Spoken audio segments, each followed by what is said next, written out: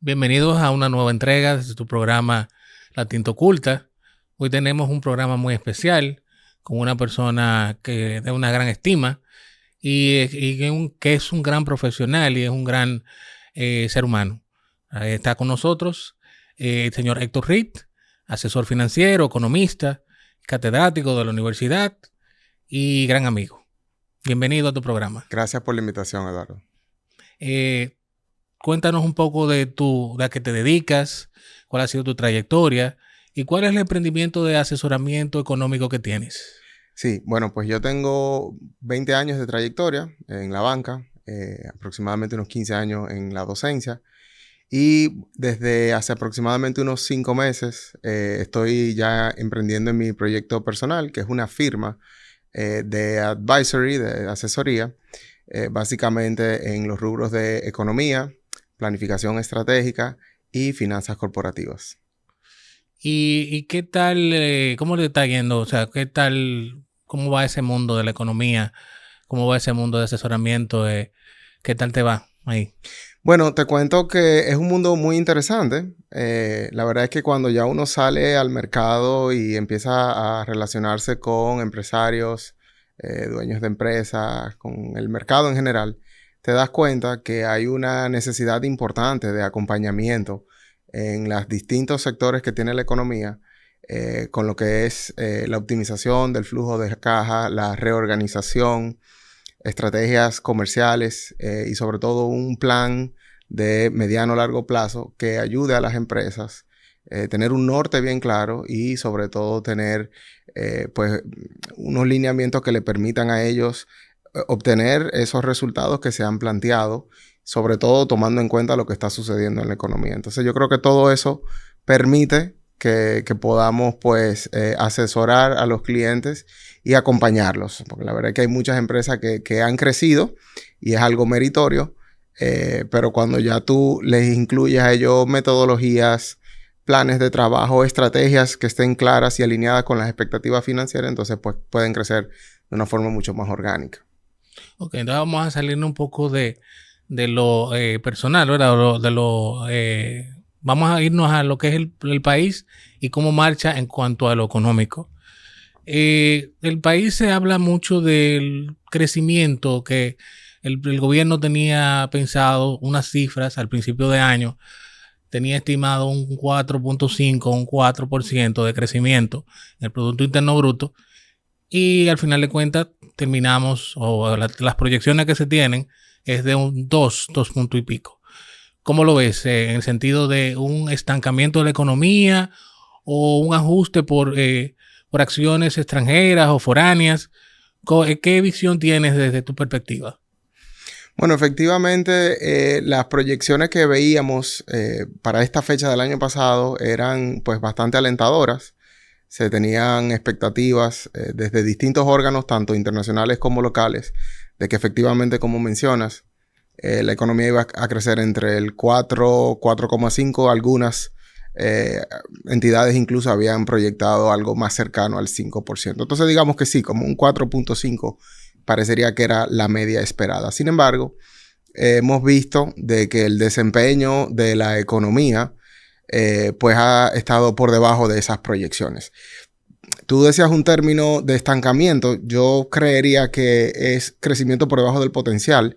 Honestamente no siento que la economía está estancada, sino más bien de que se han dado algunos factores, algunas externalidades, tanto externas como internas, que no nos han permitido crecer con ese potencial que inicialmente estábamos esperando.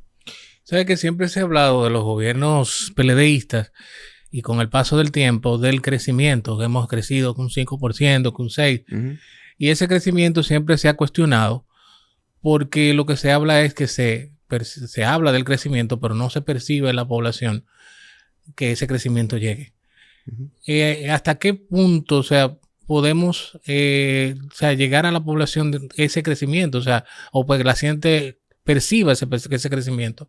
¿Tú lo sientes así de que es un asunto de percepción o es un asunto de que es así, que hay un crecimiento económico de esa magnitud? Bueno, mira, fíjate, más allá del partido que esté ocupando el gobierno en ese momento, entiendo que esto tiene que ver más con las políticas monetarias y con el plan que se traza desde las autoridades, como entiéndase un banco central, que es una pieza fundamental. Y creo que esto responde mucho a los ciclos internacionales. Sí es cierto que años atrás, pues obviamente habían unos niveles de crecimiento bastante interesantes. De ahí a que en los últimos años hemos tenido el título de una de las economías que más crece en toda Latinoamérica inclusive.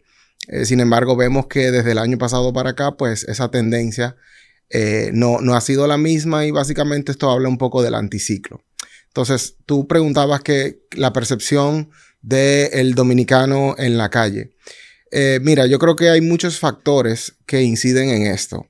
Un factor primero es la media salarial y también tenemos que tomar en consideración los niveles de inflación, que si bien es cierto, han estado dentro del promedio esperado en los últimos años, pero el bienestar económico no se ha traducido al 100% a los salarios y el bienestar de las familias. Creo que eso por ahí quizá... ¿Qué habría que hacer para, como Estado, para que llegue esa riqueza? Ese, por ejemplo, esos 2%, ese 2.5% que vamos a tener este año, llegue más a la población.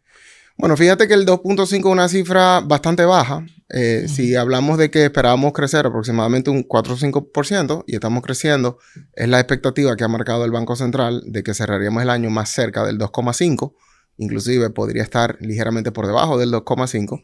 Entonces ahí ya básicamente estamos hablando de que la economía no está creciendo a su potencial completo. Entonces, con un nivel de crecimiento como el que estamos viendo, es poco probable que podamos traspasar, por decirlo de alguna manera, o las familias dominicanas puedan percibir ese nivel de crecimiento. Entonces, ¿qué debe suceder?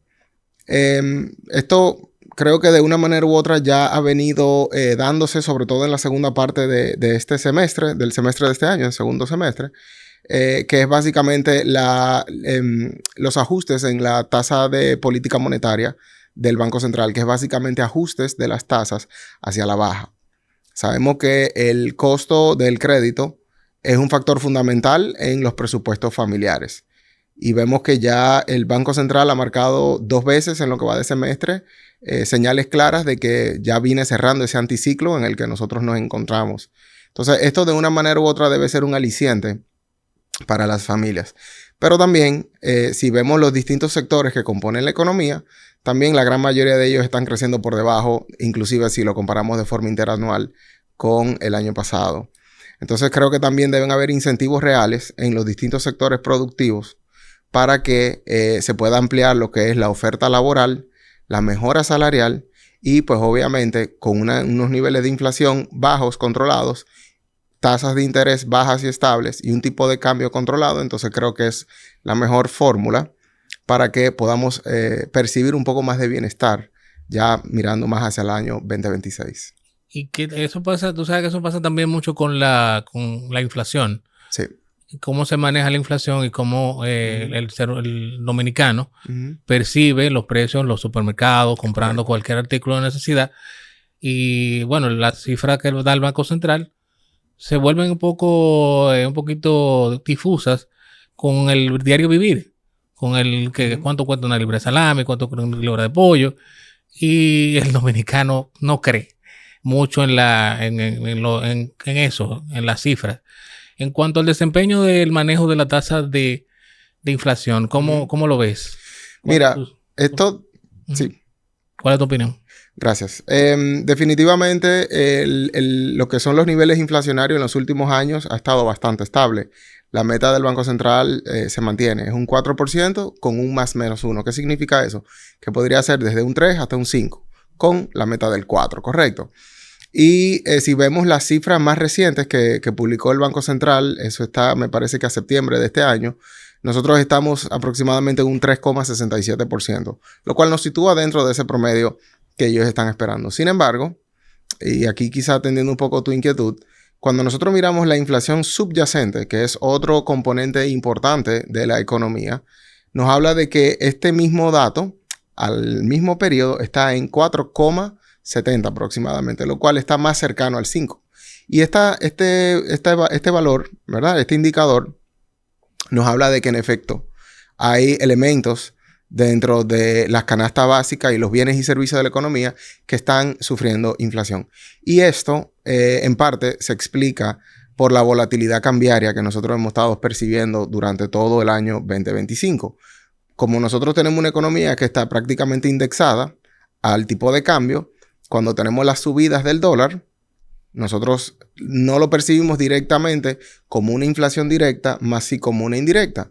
Porque si un artículo a ti te cuesta $500, en el día de mañana, si el tipo de cambio sube, probablemente el precio como tal no ha cambiado, por lo que parecería que no se percibe la inflación. Sin embargo, para tú comprar los $500, entonces necesitas más pesos. Entonces eso te genera una especie de inflación subterránea que al final te incide, y por eso vemos que otros indicadores complementarios sí están elevándose. En cuanto a los factores externos, que son muy determinantes en nuestra economía. Uh-huh. ¿Qué tanto incide la economía, por ejemplo, de los Estados Unidos? Por ejemplo, los aranceles de Trump, las tasas de allá en Estados Unidos, cómo se maneja. ¿Qué tanto incide eso en nuestra economía? Pues fíjate, nosotros tenemos una dependencia directa con la economía estadounidense y, de hecho, parte de la inflación que nosotros tenemos es también inflación heredada. ¿Qué significa eso? Que cuando en Estados Unidos hay un aumento de los precios, como nosotros tenemos un acuerdo comercial y un intercambio comercial tan frecuente y tan voluminoso, pues cuando los precios suben en Estados Unidos, al momento de nosotros importar, ya los recibimos con otro precio. No es una inflación particular de nuestro país, pero sí es heredada. Eso en primer lugar. En segundo lugar, todo lo que tiene que ver con los lineamientos de política monetaria, de una manera u otra también tienen una dependencia con las tasas en Estados Unidos. Entonces, en Estados Unidos también están pasando o atravesando el mismo anticiclo que nosotros tenemos, porque esto es algo internacional. Y fíjate que hasta septiembre de este año, la Reserva Federal de Estados Unidos no se había pronunciado con una bajada de tasas. Cuando ellos bajan unos 25 básicos en su reunión del tercer trimestre, entonces el Banco Central reacciona aproximadamente unas 3 semanas después y ajusta las tasas, básicamente como para mantener una paridad de tasas de interés dólar y peso dominicano. Y hace unas 2 o 3 semanas tuvieron otra reunión donde vuelven y reducen otros 25 básicos más. Y el Banco Central en esta ocasión, sí creo que fue al próximo día, reaccionó rápido y también hace una reducción directa. De manera que, como en Estados Unidos también ha habido un crecimiento por debajo de su potencial, esto se ha reflejado en la inversión extranjera directa, que aunque se mantiene en niveles saludables, todavía por debajo de su potencial, y los niveles de inflación en Estados Unidos han estado ligeramente por encima, lo cual eso de una manera nos impacta. Ahora bien, con el tema arancelario, fíjate que aunque mucho se ha hablado de que es una política que golpea fuerte a las naciones, nosotros, y las cifras están ahí, somos de los países, por decir de alguna manera, más beneficiados con este plan de las tarifas de los impuestos. Y un 10%. Estamos en un 10%, eso es correcto. Y estamos Tú dices que nos conviene el 10%. Bueno, nos conviene en comparación con tarifas a otros países que estamos viendo que la suma es importante. Entonces, ¿qué sucede? Cuando tú le impones aranceles a otros países que de una manera u otra compiten a nivel de inversión extranjera directa, establecimiento de zonas francas inclusive, entonces automáticamente en nuestro país eso le genera una ventaja competitiva porque la carga arancelaria es menor si comparamos con otra nación que puede tener una carga arancelaria del 18%, inclusive hasta del 20%. Y básicamente creo que tanto las autoridades como el empresariado están viendo esto más que como una nueva carga, como una oportunidad. Y yo creo que esa es como la actitud correcta que tenemos que tener con relación a qué oportunidades nosotros podemos aprovechar. El Estado como tal le habló de negociar ese 10%. Por supuesto.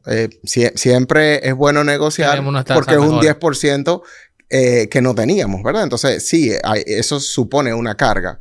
Y de hecho, hay una pérdida de competitividad por ahí. Pero vuelvo y comento que como estamos comparando más favorablemente que otros países, Entonces, dentro de la situación, podemos tener oportunidades que expandan nuestra zona franca, las inversiones directas que podamos recibir desde los mismos Estados Unidos, por ejemplo, y eso incentiva a que incremente la producción, que por cierto, sería un factor fundamental para el crecimiento del año próximo. Volvemos al patio, volvemos al país. Los otros días, hace semanas, creo que varios meses, se entabló una discusión muy técnica sobre la deuda, de qué tanto se ha tomado prestado, si esta administración ha tomado más dinero, si lo fue la otra. ¿Cómo tú lo ves? En esta administración se ha tomado mucho dinero, ¿qué tanto se ha tomado? ¿Quién tendría la razón en este debate del dinero que se ha tomado? Y hay otras personas que también hablan no solamente del dinero tomado, del dinero prestado, sino de la calidad del gasto. Correcto. Que no es solamente el qué tanto tú tomas prestado, sino en qué lo gastas. Y se habla mucho de que se está gastando mucho menos en gasto, el gasto de inversión. De inversión. Correcto. Es correcto. ¿Cuál es tu visión referente a eso? Pues fíjate, yo creo que ya se le han introducido aproximadamente unos 2 o 3 piezas complementarias al presupuesto, todos ellos en el segundo semestre, o sea que es información reciente, y efectivamente vemos que hay una mayor propensión hacia el endeudamiento. Y efectivamente yo coincido contigo que la oportunidad importante que tiene el gobierno es optimizar la calidad del gasto, tal como tú dices. Estamos viendo que las cuentas del gasto corriente se han incrementado de manera importante en los últimos años y este año pues obviamente no ha sido la excepción. Sin embargo, esto es algo público y conocido en los distintos informes de entidades externas y en autoridades internas también. El gasto de inversión se ha mermado. Entonces estamos viendo menos obras, menos infraestructura vial, necesidades reales que tiene el país. Sin embargo, estos fondos se han destinado para gasto corriente, subsidios, ayudas. Entonces esto, pues obviamente, también es un factor que puede explicar el por qué nosotros no estamos creciendo o no hemos crecido este año al ritmo que estábamos esperando. O sea, ¿tiene una implicación eso con...? En parte. En parte, no podríamos decir que este es el único motivo, creo que es una mezcla de muchas cosas. Sería muy interesante que tú pudieras explicarlo de la manera más llana posible, si se puede. Claro, y esto viene desde las cátedras macroeconómicas de clásicas, ¿verdad? Que vemos en la universidad. En la medida en que tú inviertes en... correcto, tú destinas presupuesto para infraestructura, inversiones, eso te acelera y te incrementa la demanda interna del país. ¿Qué significa eso? Bueno, para tú ejecutar las obras, tú necesitas materiales, necesitas personal, necesitas mano de obra, necesitas insumos, necesitas todos los componentes para poder llevar a cabo pues dicha obra. Y obviamente estas obras no se hacen porque sí. Tienen un objetivo en particular que también, a su vez, ayuda al desarrollo nacional. Entonces, cuando tú destinas parte del presupuesto a infraestructura, a inversión, entonces digamos que esto se paga en el tiempo y hay un beneficio tangible real que es perceptible en el mediano plazo. Ahora bien, en la forma en que tú, o en la medida en que tú, pues mantienes una mano de obra continua, abastecimiento de materiales, insumos, eso dinamiza la economía local y por ende incluso las exportaciones e importaciones. Entonces, digamos que tú tienes un efecto multiplicador en la economía, tienes más familias y personas que están dentro del sector laboral produciendo en obras que a su vez también van a generar un valor agregado para la economía. Entonces, tú tienes como este ciclo moviéndose, tienes esa rueda andando, ¿verdad? Y eso, pues obviamente, te genera parte del crecimiento. Cuando ese gasto o ese presupuesto tú lo destinas para apoyos y subsidios, entonces estás restándole una parte importante del crecimiento porque lo estás destinando para gasto corriente, que si bien es cierto, tiene su objetivo y tiene su razón, pero no te genera ese desarrollo económico que es el que tú estás buscando para una economía en crecimiento como es la nuestra. Muy interesante tu planteamiento. Son muchos temas, son demasiados temas. y en nuestra conversación, hay que decirlo, nosotros en la conversación antes de venir aquí, planteábamos muchos temas, o sea, pero son demasiados temas y no podemos abarcarlo en tan poco tiempo. Pero antes de que te vayas, sería interesante que nos dieras tu visión sobre una posible reforma fiscal. Se habla de hace mucho tiempo se habla de reforma, y no se ha hecho por H o por R en diferentes circunstancias, desde problemas sociales en pasadas administraciones. Está hablando de 2016, 2017, que se planteó una reforma para esos tiempos, no se pudo. Y hace 2 años aproximadamente, no esta gestión, sino la actual del presidente Abinader, planteó una reforma, la cual se vio con muchas retrancas, con muchas acciones, podría decirse, negativas. ¿Cuál sería para ti la reforma perfecta? La reforma más, lo más realizable, lo más que se pueda realizar y lo más plausible en ese sentido. Mira, el nuevo ministro, que es una persona bastante prudente y que ya tiene experiencia en cargos gubernamentales, creo que ha enfatizado el hecho de que esta reforma hay que analizarla con calma y que debe ser un proceso participativo, no una imposición, como hemos visto en otros momentos de la historia. Y creo que el hecho de que él esté consultando tanto con el sector público, con el sector privado, y entiendo también que van a haber entidades internacionales que se van a sumar a la conversación, creo que es un primer buen paso. Y fíjate que él está hablando de cómo no desajustar la economía a partir de la implementación de esta nueva reforma fiscal. Definitivamente seguimos teniendo muchos años después una oportunidad de mejora importante, que es la base. Aquí hay una concentración muy importante en lo que es la carga de impuestos, y creo que esa optimización de la distribución es lo que ayudaría. Como ignorante de la economía, tengo que ser sincero y justo conmigo mismo. ¿Qué tan difícil es poder llevar la evasión del ITEVI o del impuesto sobre la renta? O sea, por lo menos ir subiéndola paulatinamente. Bueno, fíjate que el ITEVIS, incluso nosotros hace unos años atrás era de un 16% y ahora está en un 18%. El ITEVIS es quizá uno de los impuestos más fáciles de tú poder colectar, porque esto ya está cargado en los bienes y servicios, ¿verdad? Ahora, cuando hablamos de impuestos sobre la renta y otro tipo de impuestos, aquí la informalidad de la economía es la que quizá hace que sea más retador el que las personas puedan pagar de manera justa con relación a los ingresos que perciben y a sus actividades económicas. Entonces yo creo que la informalidad juega un papel importante en poder ampliar la base, vuelvo y digo, de manera razonable y de manera justa, porque me parece que la idea no es simplemente cargar más impuestos, sino que sea un proceso participativo y colaborativo donde todos podamos pues entonces pagar los impuestos de manera justa, y que esto también decante y derive en más bienestar e infraestructuras a nivel nacional que nos permitan, pues, ¿verdad?, percibir de una manera más tangible el aporte de los impuestos, que al final es parte de los ingresos del gobierno, ¿verdad que sí? Sí, pues siempre yo vuelvo y te reitero, como ignorante en la economía, yo por lo menos pienso que vamos a ir pasito a pasito, bueno, 0 punto porcentual, y cerrando la brecha de evasión.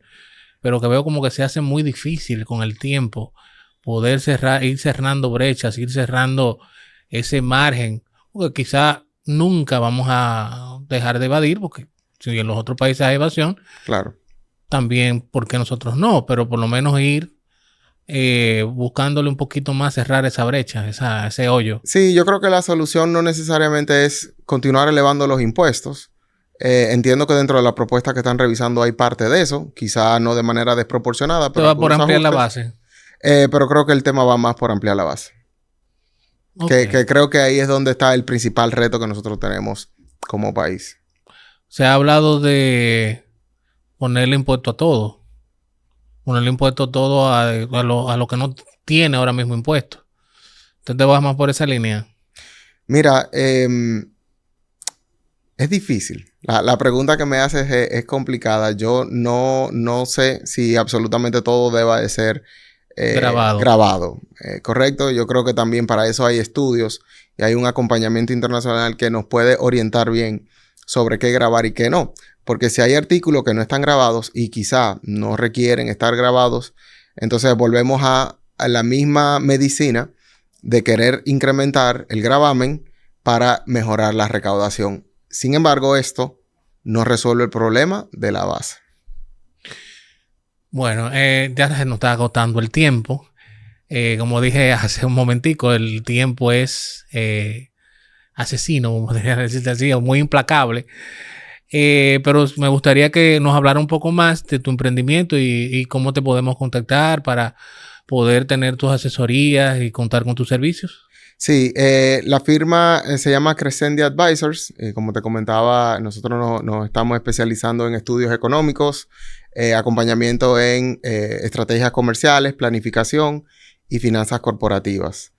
Yo te puedo dejar, pues, obviamente todos los contactos y... Sí, dile al público cuáles son tus redes sociales, sí, las redes sociales de tu emprendimiento, y así te sigan y así podemos contar con asesoría y contactarte por ahí. Perfecto, sí. Bueno, principalmente en Instagram, crescendia.advisors, y por ahí pueden realizar los contactos y con muchísimo gusto vamos gestionando llamadas telefónicas, citas y así sucesivamente. Bueno, para mí de verdad fue más que un placer. Espero tenerte por aquí con más frecuencia, por aquí, con más frecuencia. Vamos a seguir hablando de otros tópicos, siempre dentro del marco de la economía, que es tan importante. Lo único quizás vamos a hablar de otros temas porque es que es muy amplio. Correcto. Son muchos tópicos dentro de la misma economía y demasiados temas, subtemas, que son muy importantes de dialogar y reflexionar. Muchísimas gracias, Héctor, y espero tenerte de nuevo por aquí. Gracias por la invitación, Eduardo.